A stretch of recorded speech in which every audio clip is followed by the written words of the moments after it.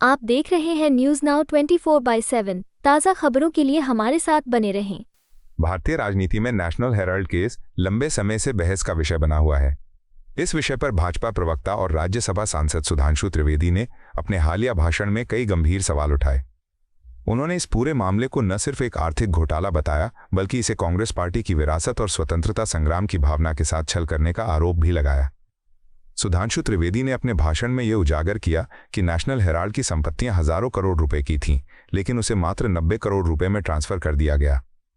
उन्होंने ये भी कहा कि इस लेन देन में खरीदार और विक्रेता एक ही संस्था से जुड़े लोग थे, माइनस जो इस सौदे को बेहद संदिग्ध बनाता है। त्रिवेदी ने सवाल उठाया कि जब कांग्रेस ने दशकों तक केंद्र में शासन किया, तब भी वो अपने ही द्वारा शुरू किए गए अखबार को आर्थिक संकट से क्यों नहीं बचा सकी। उन्होंने कहा कि 2008 में जब नेशनल हेराल्ड बंद हुआ तो यहां तक कि कांग्रेस कार्यकर्ता भी इसे खरीदने के इच्छुक नहीं थे। ये दर्शाता है कि पार्टी ने इस विरासत को केवल नाम के लिए जिंदा रखा, असल में उसमें कोई वास्तविक श्रद्धा नहीं थी। त्रिवेदी ने यह आरोप लगाया कि कांग्रेस ने नेशनल हेराल्ड के जरिए न केवल स्वतंत्रता सेनानियों की विरासत का दुरुपयोग किया, बल्कि उसे राजनीतिक फायदे के लिए एक उपकरण में तब्दील कर दिया। उन्होंने ये भी कहा कि नेहरू जी द्वारा इस अखबार को एक अच्छा व्यावसायिक सौदा कहने से यह स्पष्ट होता है कि इसे एक मिशन नहीं, बल्कि एक लाभकारी परियोजना के रूप में देखा गया। मित्रों, आज मैं आपका ध्यान वर्तमान समय में देश के एक महत्वपूर्ण विषय की ओर आकृष्ट करना चाहता हूं। नेशनल हेराल्ड केस को लेकर आज कांग्रेस पार्टी देश भर में तथाकथित प्रदर्शन कर रही है। नेशनल हेराल्ड केस भारत के इतिहास का बहुत विचित्र प्रकार का केस है, जिसमें कि कोई कंपनी जो कि 90 करोड़ की देनदारी में बिक गई, जिसके पास हजारों करोड़ की प्रॉपर्टी थी। दूसरी दृष्टि से देखें तो एक विचित्र केस है जिसमें खरीदने वाले और बेचने वाले दोनों एक ही थे। तीसरी दृष्टि से देखें तो बहुत विचित्र बात है कि यह दावा किया जाता है कि यह स्वतंत्रता संग्राम सेनानियों के कंट्रीब्यूशन से और उनकी स्मृति में प्रारंभ किया गया देश के प्रथम प्रधानमंत्री पंडित जवाहरलाल नेहरू जी के द्वारा, और कांग्रेस के दौरे हुकूमत में बंद हो गया। 2008 में बंद हुआ। 60 साल में उससे पहले 50 साल कांग्रेस की सरकार रही थी। तो सवाल उठता है कि क्या कांग्रेस अपने 50 साल के शासनकाल में अपनी विरासत को बचा नहीं पाई, या वो जनता में इतनी अनपॉपुलर हो गई थी वो विरासत कि कोई उसका खरीदार नहीं था। बाकी तो छोड़िए, क्या कांग्रेस कार्यकर्ता भी अपना अखबार खरीदने को तैयार नहीं थे, जबकि राजीव गांधी फाउंडेशन को उसी दौरे हुकूमत में खूब पैसा मिल रहा था। यह अपने आप में कांग्रेस पार्टी की नीयत पर सवाल पैदा करता है। और 3 अखबार थे, नेशनल हेराल्ड इंग्लिश में, नवजीवन हिंदी में, कौमी आवाज उर्दू में। सरकारी सपोर्ट तो छोड़िए, प्राइवेट सपोर्ट तो छोड़िए, यदि 10% कांग्रेस कार्यकर्ता भी इन अखबारों को खरीदने के लिए तैयार होते तो शायद उनके बंद होने की नौबत नहीं आती, या कांग्रेस पार्टी अपने फंड में से खरीदकर कम से कम अपने जिला और मंडल स्तर पे ही डिस्ट्रीब्यूट कर देती। और मजे की बात यह है कि कौमी आवाज भी नहीं बिका, उर्दू का अखबार, यानी कौम ने भी आवाज नहीं सुनी। यह अपने आप में शक पैदा करता। परंतु मैं यह कहना चाहता हूं कि कांग्रेस की, ये मैंने प्रश्न इसलिए उठाए कि ये कांग्रेस की नीयत पर संदेह पैदा करते हैं। इसका मतलब कांग्रेस पार्टी और कांग्रेस को संचालन करने वाले नेता ये चाहते ही नहीं थे कि यह अखबार चले, और इसीलिए उन्होंने जिस कंपनी में खरीदा उसमें उन्होंने पदेन नहीं बनाया। जैसे हमारे यहां कई संस्थाएं हैं जहां भारतीय जनता पार्टी का राष्ट्रीय अध्यक्ष पदेन उस संस्था का अध्यक्ष होता है। इन्होंने व्यक्ति के अनुसार बनाया। यानी अगर दूसरे ढंग से कहें, अभी वक्फ का बिल पास हुआ है और उसको लेकर भी चर्चा चल रही है, जिस पर वक्फ वल औलाद का विषय आया था। इन्होंने तो लगता है कि जो हमारे स्वतंत्रता संग्राम सेनानी थे, उनकी प्रॉपर्टीज को भी प्रॉपर्टी अल औलाद कर दिया, यानी अपनी औलाद के नाम पर कर लिया उस प्रॉपर्टी को। परंतु मैं ये बताना चाहता हूं कि कांग्रेस की इस नियत पे संदेह सिर्फ हमको नहीं है, कांग्रेस के बहुत वरिष्ठ नेताओं को बहुत पहले से था। और आज मैं आपको कोट करना चाहता हूं, सरदार वल्लभ भाई पटेल ने नेशनल हेराल्ड के केस को लेकर 3 मई 1950 को जवाहरलाल नेहरू जी को लेटर लिखा है, जो करेस्पॉन्डेंसेस ऑफ सरदार पटेल में स्पष्ट रूप से इसका उल्लेख है। मैं उसके बहुत डिटेल में नहीं जाना चाहता, परंतु मैं उसके सिर्फ 2 लाइनें बताना चाहता हूं जो उन्होंने लिखा। It is also bound to subject our self to the criticism for a manner in which the National Herald is securing assistance from the persons who are associated with the activities of the government. I need hardly add to what I have already told you about this subject. उन्होंने कहा कि मुझे इस विषय को लेकर आपत्ति है कि यदि ये हमारा स्वतंत्रता संग्राम सेनानियों का कार्य था तो सरकार से जुड़े हुए लोग जिस प्रकार से इसमें इन्वॉल्व हो रहे हैं वह चीज आपत्तिजनक है। अब आप आइए साहब, और मजेदार बात क्या होती है कि उसके बाद जवाहरलाल नेहरू जी लिखते हैं कि इसमें कोई खास बात नहीं है। उनके पत्र का लास्ट बट वन पैराग्राफ है, ये वो जवाब देते हैं सरदार पटेल को 5 मई को ही, 5 मई 1950 सरदार पटेल लिखते हैं नेशनल हेराल्ड के बारे में नेहरू जी को, और सेम डे नेहरू जी का जवाब जाता है और वो कहते हैं we all are sometimes receive contributions for the charitable funds और like purposes, should they all be refused और should they be acceptable in the certain circumstances. कोई बात नहीं, बहुत सारे लोग कंट्रीब्यूट करते रहते हैं, सरकार से भी गैर सरकार से भी, तो हमें लेना चाहिए, उसमें कोई बुराई मुझे नजर नहीं आती है। अब देखिए सरदार पटेल 6 मई को यानी नेक्स्ट डे फिर नेहरू जी को लिखते हैं और वो इसके ऊपर बहुत विस्तार से कहते हैं कि कुछ प्राइवेट कंपनीज, कुछ शेयर होल्डर्स, कुछ लोग किस प्रकार से लिख रहे हैं। अब उनके सिर्फ मैं 2 वाक्य पढ़ता हूं। एक वो लिखते हैं as I wrote to you, ये सरदार पटेल लिख रहे हैं नेहरू को 6 मई 1950। As I wrote to you I left out an account contribution which did not come from those who were concern with the operations of the department, otherwise my information is that the number of contributions actually received was sufficiently large and covered others as well. अब आगे सरदार पटेल जो line लिख रहे हैं वो बहुत गंभीर है। The transactions which I referred to you are of a different nature, there is no question of charity about it. जो आप कह रहे हैं कि ये तो भावना हत हो गई कांग्रेस पार्टी की इसमें, तो वो साफ साफ कह रहे हैं कि ये चैरिटी का विषय नहीं बनता है। अब सुनिए, उसके बाद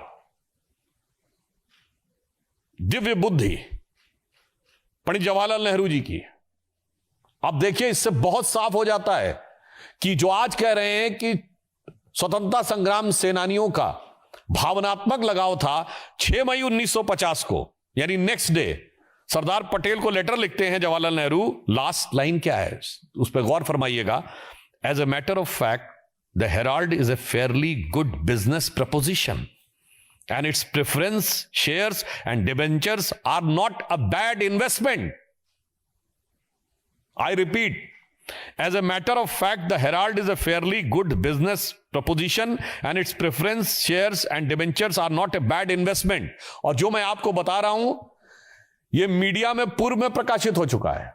कई प्रतिष्ठित समाचार पत्र इसको 2 साल 3 साल पहले अपने आर्टिकल्स और जो उन्होंने रिसर्च आर्टिकल्स लिखे हैं उनमें प्रकाशित भी कर चुके हैं। अब आप सोचिए, ये नेहरू जी के जमाने से ही था कि जो निवेश हो रहा है नेशनल हेराल्ड में वो बहुत मुनाफे का हो सकता है, ये गुड बिजनेस इन्वेस्टमेंट है और इसलिए इसके शेयर या डिबेंचर किसी भी प्रकार से कोई घाटे का सौदा नहीं माने जा सकते। इसका मतलब प्रॉपर्टी, घाटा, मुनाफा, बिजनेस प्रपोजिशन, यह विचार शुरू से था। आज कांग्रेस से यह नैतिक सवाल है कि अचानक आप इसके ऊपर अब वो भावनात्मक और जैसे कि स्वतंत्रता संग्राम के लिए दिए गए दान या चैरिटी का विषय कैसे करें, जबकि सरदार पटेल कह चुके हैं इसमें चैरिटी से कोई नहीं। और लास्ट में 10 मई 1950 यानी 4 दिन के बाद सरदार पटेल लिखते हैं in view of the position which have taken I feel it is useless to pursue the matter. यानी वे एक प्रकार से हताश होकर कहते हैं कि मुझे लगता है कि अब मुझे इसके लिए परस्यू करने की आवश्यकता नहीं है। I have already told you how eye view these activities and that is doubtful. If in any other province if I had anything to do with this matter, this position would have been tolerated by me। अब वो कह रहे हैं कि अब मैं पूरी तरीके से निराश हो गया हूं, तो मैं इस पे पुनः नहीं आना चाहता। अब आप बताइए, मैं कांग्रेस पार्टी से पूछना चाहता हूं, कौन सा त्याग, कौन सा समर्पण, कौन सा योगदान स्वतंत्रता संग्राम सेनानियों का, या ये शुद्ध बिजनेस ट्रांजैक्शन का मामला है, तो वो कैसे कह सकते हैं कि ये ईडी के परव्यू के बाहर है अथवा यह किसी प्रकार की राजनीतिक दुर्भावना से प्रेरित है। जबकि यह विषय 2012 में प्रारंभ हुआ। अक्टूबर 2013 में यूपीए सरकार के शासनकाल में दिल्ली हाईकोर्ट के निर्देश पर यह केस प्रारंभ हुआ था एक जनहित याचिका के द्वारा, और इसको लेकर संदेह 1950 से कांग्रेस नेताओं में था। अब दूसरा एक आपको और बहुत रोचक परंतु गंभीर और चिंताजनक उदाहरण, कांग्रेस के बहुत वरिष्ठ नेता जो 4 बार उत्तर प्रदेश के मुख्यमंत्री रहे, श्री चंद्रभानु गुप्त, उनके संस्मरण जो कि 2021 में प्रकाशित किए गए, जिसका शीर्षक था सफर कहीं रुका नहीं झुका नहीं, नमन प्रकाशन लखनऊ के द्वारा। वो लखनऊ के पानदरीबा क्षेत्र में रहते थे। हम लोग तो, मैं तो खैर बचपन में उनको देखने का भी मुझे अवसर मिला है, मिलने का। अब देखिए, CB Gupta, the 4th time chief minister of Uttar Pradesh, writes in his memoir, I am surprised that the National Herald is now considered as a property of Nehru family. If there is some investigation by an inquiry commission into how the funds were collected for National Herald, there will be a big expose. From the very beginning of the policy of National Herald was to promote Nehru and his daughter. For freedom of press meant attacking whosoever criticized the wrong policies of Nehru family. ये श्री चंद्रभानु गुप्त, जो कई बार उत्तर प्रदेश के मुख्यमंत्री रहे, कांग्रेस के वरिष्ठ नेता रहे, स्वतंत्रता संग्राम सेनानी रहे, ये उनका वक्तव्य है, कोट अनकोट, हमारा वक्तव्य नहीं है। अब आगे देखिए नेशनल हेराल्ड के बारे में और भी खुलासे वाली बात है। वी ऑल, आगे वो लिखते हैं, आचार्य नरेंद्र देव, शिव प्रकाश, शिव प्रसाद गुप्ता, पुरुषोत्तम दास टंडन, ये सब बहुत बड़े नाम हैं। पुरुषोत्तम दास टंडन जी आजादी के बाद पहले कांग्रेस अध्यक्ष बने थे, जिनसे नेहरू जी ने स्टेप डाउन करवा दिया था कि सत्ता का केंद्रीकरण 2 जगह नहीं होना चाहिए। आज ये लोग कहते हैं ना कि अथॉरिटी वाली बात। आप सुनिए, we all, Acharya Narendra Dev, Shri Prakash, Shiv Prasad Gupta, Purushottam Das Tandon and myself means CB Gupta sold shares, 100 shares were bought in the name of Nehru so that he could be named as its director। यानी सीबी गुप्ता क्या कह रहे हैं कि आचार्य नरेंद्र देव, श्री प्रकाश जी, शिव प्रसाद गुप्ता, पुरुषोत्तम दास टंडन और चंद्रभानु गुप्त के शेयर्स को बेचने को कहा गया और 100 शेयर से अधिक जवाहरलाल नेहरू जी के नाम पर लिए गए, उनके द्वारा लिए गए, ताकि वो इस कंपनी में डायरेक्टर बन सकें। Some money was taken from Congress and part came from the money bags gifted to Nehru and other leaders. When I started collecting money for that, it was said that I wanted to take control of the paper. Still, I helped the newspaper during the crisis. मुझे लगता है कि अब इस national Herald के case की कहानी में ईडी की कहानी तो बहुत किनारे हो जाती है। अब तो ये कांग्रेस के वरिष्ठतम नेताओं की जुबानी, स्वतंत्रता संग्राम सेनानियों की जुबानी, कांग्रेस का पूरा चरित्र, चेहरा और चिंतन, मुझे लगता है बेनकाब हो जाता है इसके बाद। और मैं पुनः रिपीट कर रहा हूं, ये सब के सब प्रतिष्ठित न्यूज़पेपर्स ने पिछले कुछ वर्षों में जब ये सब विषय उठा था, बाकायदा एनालिसिस करके किए हुए हैं। और ये भी इसके बारे में एक देश के एक बड़े लीडिंग इंग्लिश डेली ने इस सारी चीज को डिटेल में दिया हुआ है, पुस्तकों के रेफरेंस तो है ही। तो अब मेरा सवाल है कांग्रेस पार्टी से, अब सवाल नैतिक है। कांग्रेस पार्टी ने जिस प्रकार से स्वतंत्रता संग्राम सेनानियों की विरासत के साथ खिलवाड़ किया है, यह रोग बहुत पुराना है और यह सत्ता के समय से ही चला आ रहा है। फिर कांग्रेस पार्टी कहेगी नेहरू को दोष दे रहे हैं। आज मैं पुनः कहना चाह रहा हूं, नेहरू को हम दोष नहीं दे रहे हैं। सरदार पटेल ने लिखा है, सीबी गुप्ता ने लिखा है, पुरुषोत्तम दास टंडन जी, आचार्य नरेंद्र देव, शिव प्रसाद गुप्ता और श्री प्रकाश जी का रेफरेंस है। कांग्रेस के लोगों को कान खोल के सुनना चाहिए। और अभी कुछ दिन पहले कांग्रेस के वरिष्ठ नेतागण कह रहे थे कि हम लोग मतभेद दिखाने का प्रयास करते हैं। मुझे लगता है जो सीबी गुप्ता जी ने लिखा है कि mouthpiece of Nehru family and it has nothing to but the propaganda of और जो publicity of Nehru and his daughter, अब इसके बाद भी उनको नजर नहीं आता। तो मुझे लगता है जब उनको अपनी पार्टी के बारे में जानकारी नहीं है, उनके कार्यकर्ता इसके साथ नहीं खड़े थे, उसके बाद कानूनी प्रक्रिया पे आरोप लगाना पूरी तरीके से गलत है। तो मैं कांग्रेस पार्टी के लिए तथ्यों के आलोक में सिर्फ एक ही लाइन कहना चाहता हूं कि वो पैरवी तो झूठ की करता चला गया, वो पैरवी तो झूठ की करता चला गया, बस उसका चेहरा उतरता चला गया। आपको यह वीडियो पसंद आया हो तो इसे लाइक करें, हमारे चैनल को सब्सक्राइब करें।